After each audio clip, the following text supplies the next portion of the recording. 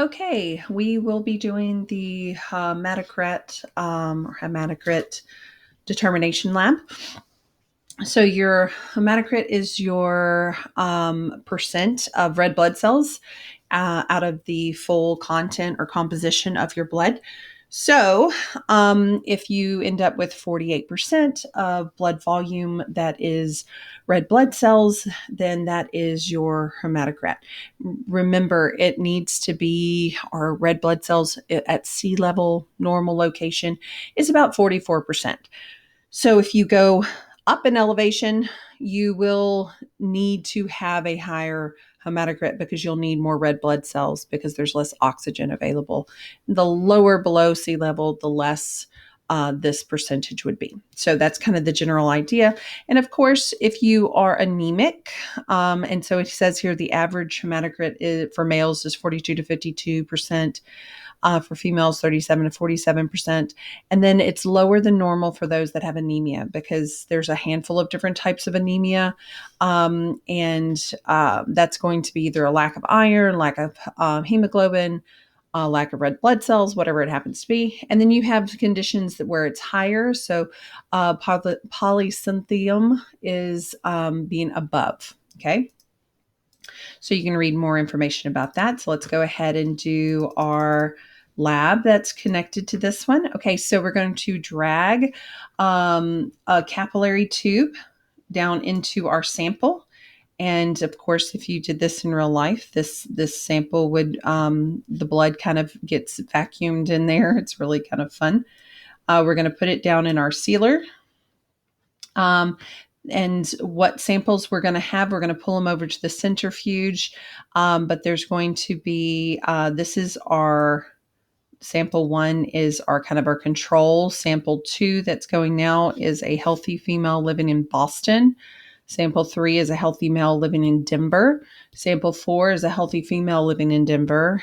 Sample 5 is a male with aplastic anemia. And sample 6 is a female with iron deficiency anemia. So those are all going now into the centrifuge. Okay.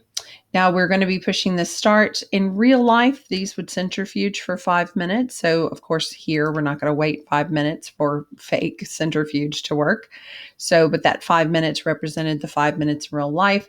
So what we do, or what you would do in real life, is you have a little, measuring ruler. It's of course in millimeters because this is a very delicately small tube, and it will measure the percent of movement. And so what's going to happen is you're going to have your red blood cells down towards the bottom. They are heavier, so they tend to sink. And I'm sorry, they don't sink. You will apologize. You will have your plasma separate from your red blood cells, which then will separate from your white blood cells. White blood cells is a buffy coat. The red blood cells are fairly light, so they will separate out, and the plasma will be separate also.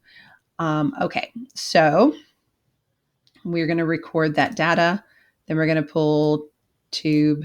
Oh, I'm sorry. We got to bring that down to the waist because remember, in real life, we would be getting rid of waste. So now we're going to predict how the hematocrits of patients living in Denver, Colorado, approximately 1 mile above sea level, will compare to the levels of patients living in Boston, which is at sea level. So if you live in Denver, you're going to probably have a higher percentage because you are higher up. There's less oxygen, which means you're going to have to create more red blood cells to get more oxygen throughout your body. So that's going to be my guess. All right, so now we pull the remaining tubes and we're just pushing record so that we can get values for each of those samples. So here we are, here we are pulling that coat and recording data. Okay, so is asking the question, why would the hemoglobin levels of an anemic patient be lower than the hemoglobin levels of a normal, healthy individual? So remember, if you're anemic, and there's different ways to be anemic, but the whole overall gist is that you're not getting enough oxygen around. So you tend to have lower than average hematocrit. And so let's see. So the anemic patient has an elevated, nope, that would be wrong. The anemic patient is more susceptible to infection. So you would anticipate a lower, that's not really applicable here.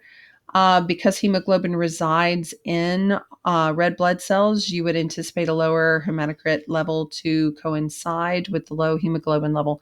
So far, that sounds the best. And then the observation cannot be explained is not true. So yeah, so there is our answer there. So, okay, so let's look at the data really quickly so that we can kind of get a gist. Remember, number one was our normal sample.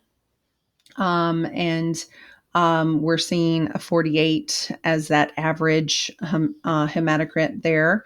Sample two, the samples 2, 3, and 4 were healthy. We had a healthy male from Denver. We had a healthy female from Denver. And then we had a healthy female from Boston. So I'm sorry.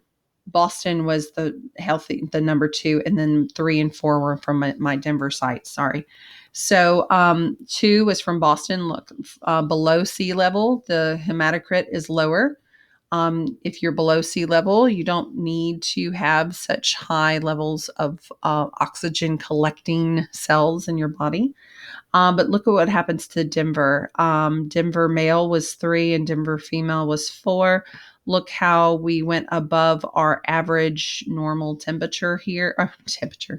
I'm sorry, hematocrit. So you can see how much of an increase being above sea level will cause. And then, of course, we have aplastic anemia. And then I can't remember off the top of my head the other type of anemia. I think it was iron deficiency anemia. So both of them, of course, are going to have lower than average hematocrit. But the aplastic one is preventing your cells from taking on the oxygen. It's kind of like your cells no longer are as flexible and they can't collect materials. And you can see that individual is going to be in a pretty bad situation for oxygen.